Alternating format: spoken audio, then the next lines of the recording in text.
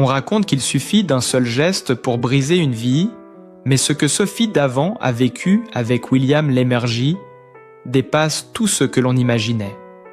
Une nuit, elle aurait murmuré « Si William avait assumé », une phrase qui résonne encore comme une blessure. Aujourd'hui, pour la première fois, elle ose tout raconter. Entre confidences inattendues, regrets longtemps tus et un projet secret qui pourrait tout bouleverser, son histoire prend un tournant que personne n'avait vu venir. Mais comment cette femme, devenue l'un des visages les plus aimés du petit écran, a-t-elle construit cette force tranquille qui fascine la France ? Derrière l'éclat public, son histoire commence bien plus tôt, à Cestas, au cœur d'une famille où le savoir et l'engagement étaient une évidence. Alors une question demeure, presque suspendue dans l'air. Comment cette femme si solaire en apparence a-t-elle pu traverser tant de silence, tant de zones d'ombre, avant d'oser dire, presque à demi-voix, « Si William avait assumé, Incantade ». Cette phrase, prononcée ce 15 novembre, n'est pas un reproche direct, mais le reflet d'une blessure longtemps contenue, d'un manque, d'un déséquilibre intime que Sophie Davant n'avait encore jamais évoqué publiquement. À travers ses confidences, on comprend qu'il y a eu un avant et un après, une période où tout semblait vaciller, où la femme forte du petit écran se retrouvait seule face à elle-même, malgré l'apparente complicité d'un couple que beaucoup imaginaient solide. Ce jour-là, sur RTL, invité dont refait la télé, sa voix s'était faite plus douce, plus tremblante, comme si les années de réserve, d'élégance silencieuse, trouvaient enfin un chemin pour s'exprimer. Elle y raconte son envie profonde, presque ancienne, de travailler avec William Lémergie, mais derrière cette envie se devinait autre chose, un besoin de reconnaissance, d'équilibre, de visibilité partagée. Travailler ensemble n'était pas qu'un projet professionnel, c'était aussi une manière de recoller des morceaux, de tendre la main vers une harmonie que la vie, parfois, avait mise à mal. Elle évoquait ce rêve de dépoussiérer une émission culte, une sorte de renaissance créative, comme si revisiter un monument cathodique pouvait, symboliquement, revisiter aussi leur propre histoire. Pourtant, dans son regard, dans les fines nuances de sa parole, on sentait bien qu'elle avait dû, un jour, affronter des déceptions, des attentes le trahies, des promesses doucement évaporées. Ce n'est pas qu'il l'ait ruinée, Maussan, au sens dramatique du terme, non. Mais il y a eu ces moments invisibles au public, ces périodes de doute où elle attendait plus, où le silence pesait plus lourd que n'importe quelle parole malheureuse. Des épisodes où sa carrière brillait, où son sourire semblait inébranlable, mais où son cœur, lui, avançait à tâtons. Car derrière chaque femme forte existe une histoire que personne ne connaît, faite de refus, d'élans brisés, de nuits où l'on se dit qu'on aurait voulu être comprise autrement. Pour elle, le poids du non-dit a parfois été immense, presque écrasant. Et cette phrase, « Si William avait assumé », résonne comme un écho d'une époque où elle n'avait pas encore trouvé sa propre place dans le couple qu'ils formaient. Lorsque Sophie Davant parle aujourd'hui de leur complicité hors caméra, de ses projets qui ne concernent pas forcément la télé, elle laisse entrevoir un chemin parcouru, mais aussi les difficultés qu'il a fallu traverser pour y parvenir. Elle ne dévoile pas le détail des tempêtes, mais son ton suffit. L'animatrice que la France suit depuis des décennies a souffert.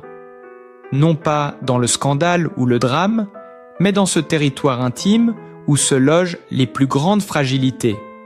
La peur de ne pas être assez, la sensation d'aimer davantage que l'on est aimé, la frustration de ne pas voir certains engagements confirmés, et pourtant, elle n'a jamais cessé d'avancer, de présenter, de sourire, de tenir son rôle avec cette dignité tranquille qui fait d'elle une figure unique du paysage audiovisuel français. Ce 15 novembre, en livrant ses confidences, ce n'était pas seulement son couple qu'elle évoquait, mais aussi une forme de libération, une façon de refermer un chapitre où elle avait parfois eu l'impression d'être reléguée dans l'ombre. Elle ne cherche ni à accuser, ni à se plaindre. Elle raconte, elle nuance, elle laisse deviner. Et c'est probablement cette retenue-là, cette élégance de la vérité partielle qui rend son témoignage si bouleversant. Car derrière ces mots se dessine le portrait d'une femme qui a longtemps attendu un geste, un pas, une prise de position, quelque chose qui aurait pu apaiser ses doutes, confirmer son importance, sécuriser son rôle dans une relation qu'elle a, elle, assumée pleinement. Aujourd'hui, elle parle de projets communs, de cette possibilité d'apparaître un jour ensemble à l'écran, mais sans trop s'avancer. Elle préfère le conditionnel, la prudence, la tendresse protégée. On sent qu'elle a appris à ne plus tout attendre, à ne plus tout espérer, à se suffire à elle-même. Pourtant, dans ces mots, un frémissement demeure, celui d'un rêve vieux, peut-être blessé, mais jamais totalement abandonné. Car travailler avec celui qu'on aime, c'est aussi, pour elle, refermer les cicatrices d'hier, recréer un équilibre, reformer un duo qu'elle aurait sans doute voulu voir exister bien plus tôt. Et si elle en parle aujourd'hui, c'est parce que ce chapitre longtemps enfoui a trouvé finalement le courage d'être révélé. Alors, une nouvelle question se pose. Ce projet commun pourra-t-il vraiment guérir ce qui a été laissé en suspens pendant tant d'années ? Et jusqu'où Sophie Davant est-elle prête à aller pour reprendre le contrôle de son histoire, de son image, de sa vérité intime, celle qu'elle a trop longtemps gardée pour elle ? Le mystère demeure, mais son récit, lui, vient de commencer. Et c'est précisément à ce moment-là, lorsque ses aveux commencent à fissurer la surface lisse de son image publique, que l'on comprend qu'un tournant s'opère. Comme si, après des années de réserve, Sophie Davant s'autorisait enfin à poser des mots sur un désir longtemps retenu.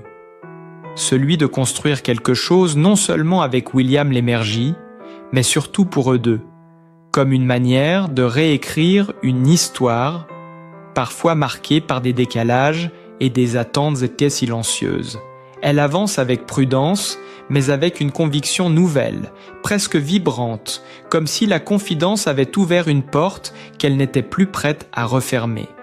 Car derrière cette phrase, si William avait assumé, se cachait peut-être aussi une envie de visibilité partagée, une reconnaissance douce que leur couple méritait d'exister autrement que dans les coulisses. C'est là que surgit l'idée qui fait briller son regard. Relancer, tourner manège. Et ce jeu culte du speed dating avec William à ses côtés. Lorsque les animateurs lui demandent ce qui la séduit, tant dans cette idée, elle esquisse un sourire, presque enfantin, comme si elle reconnaissait enfin un rêve qu'elle avait longtemps gardé pour elle. On y a pensé. On aurait trouvé ça super rigolo parce qu'on est en couple, ce n'est pas un secret, avoue-t-elle. Une confession qui résonne comme un petit séisme pour tous ceux qui ont suivi sa carrière, tant Sophie Davant s'est toujours protégée derrière une élégante pudeur. Mais cette fois, elle se dévoile, sincère, lucide, assumée. On sent qu'elle y pense vraiment, que l'idée n'est pas un simple effet d'interview, mais une possibilité réelle, nourrie, réfléchie, presque un geste réparateur envers tout ce qui n'a pas été dit auparavant. Et derrière cette envie, il y a aussi une aspiration plus profonde. Revisiter une émission considérée comme un monument de la télévision française. Elle imagine un format en 2e ou 3e degré, plus moderne, plus décalé, peut-être même plus tendre, où le regard qu'elle porte aujourd'hui sur les relations humaines pourrait trouver toute sa résonance. Ce projet, elle ne l'évoque pas à la légère. Elle en a déjà parlé en interne, posé des mots, esquissé des pistes. Pour elle, ce serait aussi un pas vers quelque chose de neuf, un souffle de renouveau, dans une carrière où elle a souvent porté seule le poids des décisions, des attentes, des chemins à tracer. Mais un détail intrigue, sa nuance lorsqu'elle parle de la participation de William Lémergie. Elle sourit, hésite, puis admet que la personnalité plus classique de son compagnon pourrait rendre l'exercice délicat. Ce n'est pas un jugement, encore moins une critique. C'est une lucidité douce, une manière d'accepter que leurs différences pourraient aussi devenir un jeu, un moteur, un défi.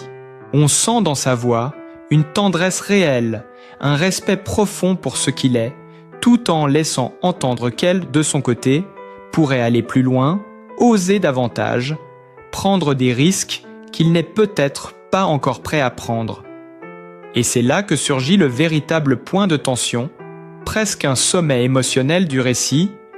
Si ce projet voit le jour, ce serait aussi pour elle une manière de reprendre la main, de s'autoriser à créer selon ses propres envies, même si cela signifie s'éloigner légèrement des peurs ou des hésitations de l'autre, de ne plus attendre qu'il assume, mais d'assumer elle-même, une bascule intime, imperceptible mais fondamentale, comme si elle transformait une blessure passée en moteur de création. Elle le dit sans l'affirmer, mais l'énergie qui traverse ses mots ne trompe pas. Sophie Davant a décidé d'avancer. Et pourtant, malgré toutes les nuances, malgré les précautions, elle insiste sur un point essentiel. Il reste ouvert, prêt à imaginer, à rêver, à construire à deux. Ce « à son rythme » qu'elle ajoute en parlant de William n'est pas un frein, mais une manière affectueuse de respecter leur équilibre. Comme si elle savait désormais que la clé de leur duo n'est pas de marcher au même pas, mais d'apprendre à accorder leurs différences.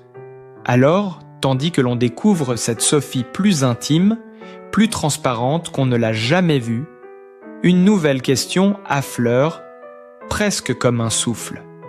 Ce projet en duo va-t-il réellement sceller un renouveau, refermer certaines fissures, ou au contraire, ouvrir un chapitre où chacun devra enfin décider jusqu'où il est prêt à aller, pour l'autre, pour soi, pour ce qu'ils rêvent de devenir ensemble.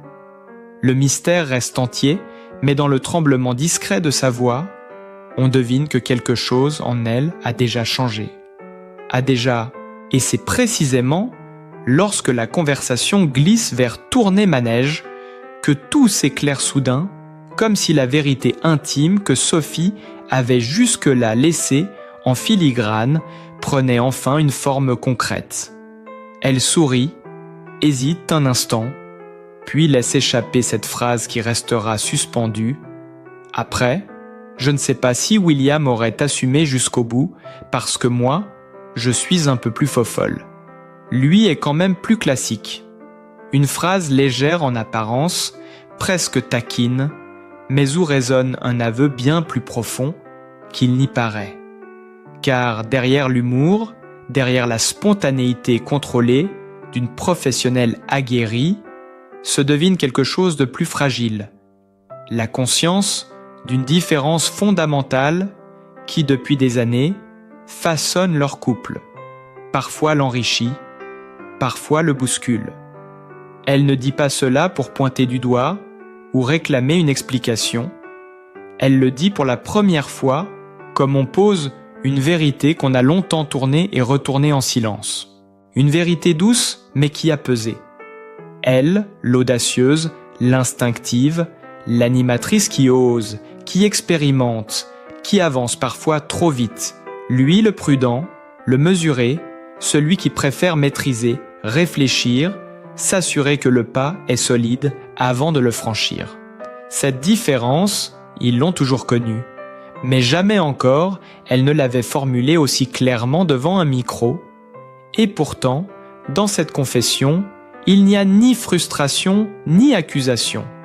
Il y a une forme de paix, une acceptation sereine de ce qu'ils sont l'un pour l'autre.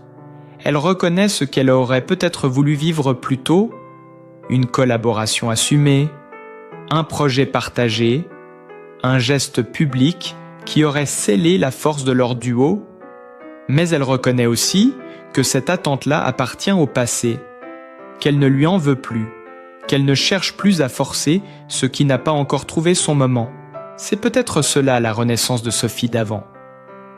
Comprendre que l'autre n'a pas à évoluer selon notre rythme pour nous aimer, qu'un couple se construit aussi dans le décalage, dans la patience, dans les pas qui ne s'alignent pas toujours.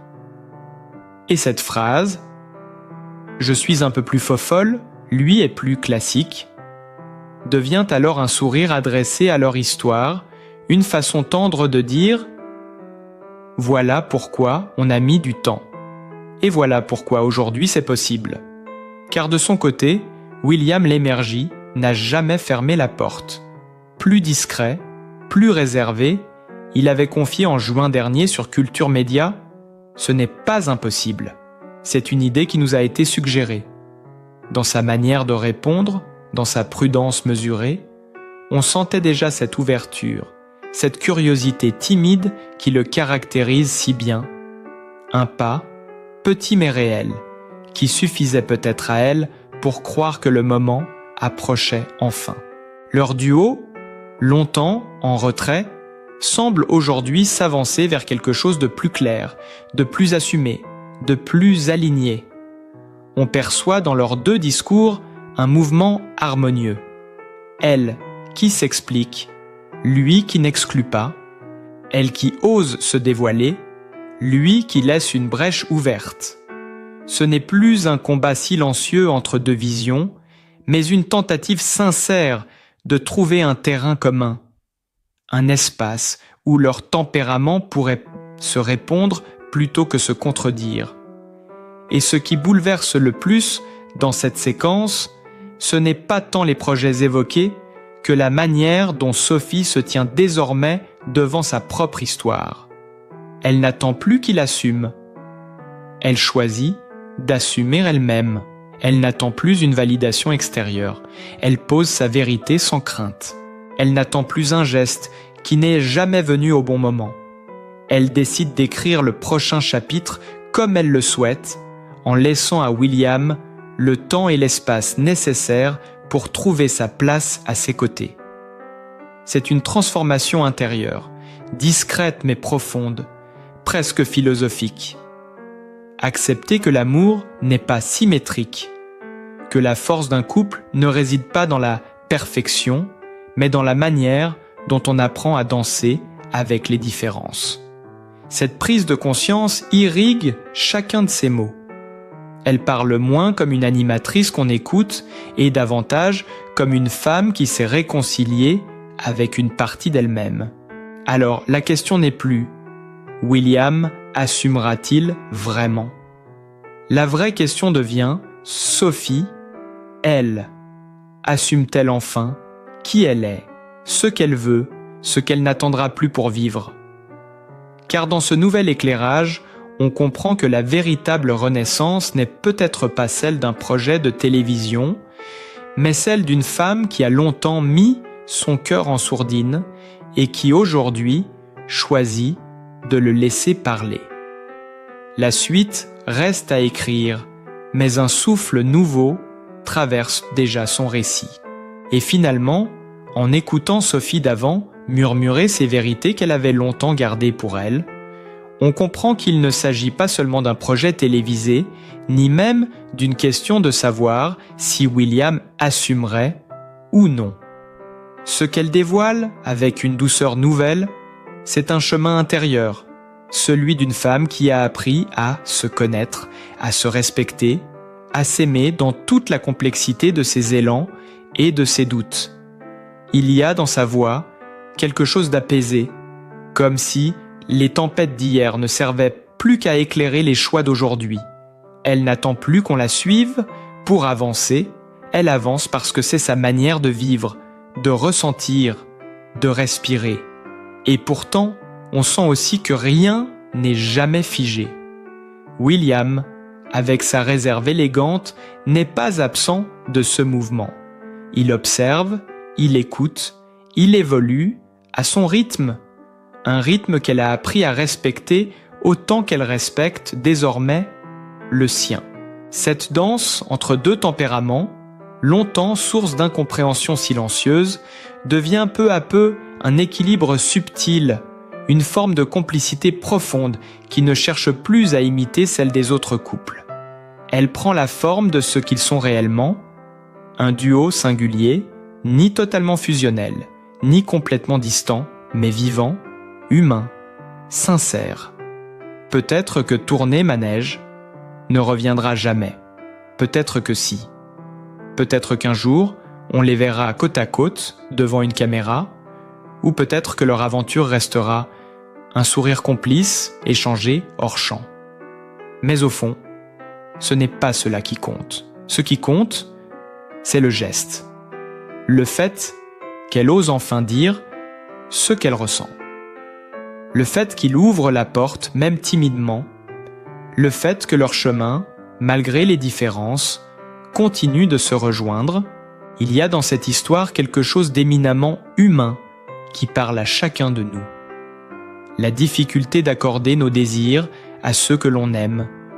La peur de se perdre en avançant trop vite, ou au contraire, la peur de rester immobile en attendant l'autre.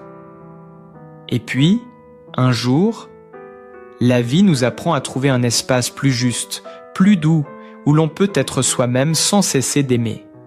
C'est là peut-être la véritable sagesse que Sophie Davant nous offre, sans discours, sans grande théorie, simplement à travers le tremblement de sa voix et la sincérité de ses confidences. Si son histoire touche autant, c'est parce qu'elle nous rappelle que personne ne connaît vraiment les ombres d'une relation, les concessions invisibles, les mots tus par pudeur ou par peur, mais aussi que chaque couple, chaque individu peut trouver sa forme de réconciliation, sa propre manière d'avancer. Parfois ensemble, parfois séparément, parfois à deux rythmes différents qui finissent malgré tout par s'accorder. Alors, si quelque chose résonne en vous en écoutant son récit, si vous reconnaissez dans son parcours une nuance de votre propre vie, prenez un instant pour le laisser vous accompagner. Peut-être que, comme elle, vous avez un chapitre à refermer, un geste à accepter, un rêve à reprendre, ou simplement une vérité à accueillir. Et si vous souhaitez continuer à suivre ces histoires humaines, sensibles, parfois fragiles, mais toujours vraies, n'hésitez pas à soutenir cette chaîne. Un petit like, un commentaire ou un abonnement, ce sont des gestes simples, mais qui nous permettent de poursuivre ces récits qui touchent, qui éclairent et qui parfois font du bien. Merci d'avoir été là, merci d'avoir écouté, et merci surtout d'être sensible à ces fragments de vie où chacun, à sa manière, peut se reconnaître.